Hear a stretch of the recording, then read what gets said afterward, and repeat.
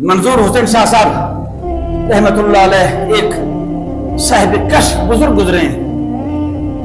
وہ فرماتے ہیں کہ میں مدینہ طیبہ میں گنبد خضرا کے سامنے کھڑا تھا اور کھڑے کھڑے یوں دیکھتا رہا. کبھی گنبد خضرا پہ نظر پڑتی ہے, کبھی جنت البقیع پہ نظر پڑتی ہے, اور یوں یوں خیالات میں گم تھا. میں سوچ رہا تھا کہ یہاں تو دو جنتیں ہیں, یہاں مدینہ طیبہ میں دو جنتیں ہیں.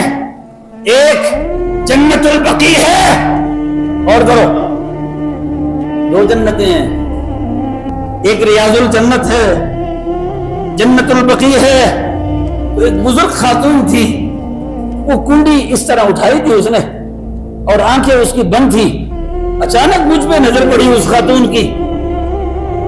اللہ نے جس کو آنکھ دی ہوتی ہے نا, وہ علامہ اقبال نے کیا فرمایا تھا کہ آنکھ جو کچھ دیکھتی ہے لب پہ آ سکتا نہیں, اور میں نے حیرت ہوں کہ دنیا کیا سے کیا ہو جائے گی.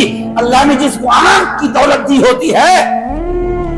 دنیا میں کچھ لوگ ایسے ہوا کرتے ہیں, جب کسی چیز کو دیکھنا ہوتا ہے انہیں آنکھ کو کھولنا پڑتا ہے, مگر اس پورے عرضی پر ایک دھرتی پر ایک مخلوق ایسی بھی ہے کہ جب کسی چیز کو دیکھنا ہو نا, اندر باہر سے دیکھنا ہو, تو پھر آنکھ انہیں بند کرنی پڑتی ہے. آنکھ بند کرنی پڑتی ہے. آنکھ بند ہے, اچانک مجھ پہ نظر پڑی اور مجھے اشارہ کیا ادھر آؤ. میں گھبرا گیا. بزرگ خاتون ہے, پتہ نہیں کوئی غلطی ہو گئی مجھ سے. آداب شاید بجانا نہ سکا, شاید ٹھیک کھڑا نہیں تھا, شاید کوئی ایسی غیر شرعی حرکت کر لی. میں گھبرا گیا, اس لیے کہ اہل ادب ڈرتے ہیں. جی اہل ادب تو ڈرتے ہیں. ایمان آپ کو ڈراتا ہے. ایمان آپ کو شراب پینے نہیں دیتا, ایمان آپ کو زنا کرنے نہیں دیتا, ایمان آپ کو جھوٹ نہیں بولنے دیتا, ایمان آپ کو بے حیائی نہیں کرنے دیتا, ایمان آپ کو حرام اور حلال میں تمیز کرنے دیتا ہے, ایمان آپ کو باپ کا ادب سکھاتا ہے, ایمان آپ کو ماں کا ادب سکھاتا ہے, ایمان آپ کو مسجد کا ادب سکھاتا ہے, ایمان کعبۃ اللہ کا ادب سکھاتا ہے, ایمان مدینہ طیبہ کا ادب سکھاتا ہے. ایمان جب رہبر ہو, جب ایمان رہبر ہو جائے تو پھر یاد رکھنا, جب اشارہ کیا نا اس نے مجھے, میں قریب آیا, اور جب قریب آیا تو مجھے انہوں نے کہا جگہ کیا سوچ رہا تھا. آپ نے اشارہ کیے مجھے اور مجھے کہنے لگا ادھر آؤ. میرے کندھے پہ ہاتھ رکھا اور میں پترا کیا سوچ رہا ہے. میں نے کہا کچھ بھی نہیں. بتاؤ کیا سوچ رہا تھا.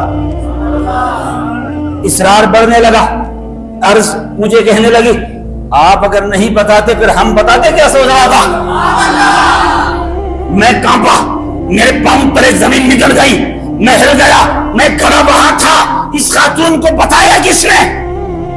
وہ مجھے عرض کرنے لگی بتا کیا سوچ رہا تھا, ہم بتا دیں. میں شرم کے مارے دھوپ کے مرا جا رہا تھا کہ اس خاتون کو جواب کیا دوں, مگر وہ اس نے مجھے کہا بیٹا پریشان نہ ہو, میں تمہیں بتانا چاہتی ہوں. تو کیا سوچ رہا تھا. ہاں تو یہی سوچ رہا تھا نا کہ یہاں مدینہ طیبہ میں دو جنتیں ہیں.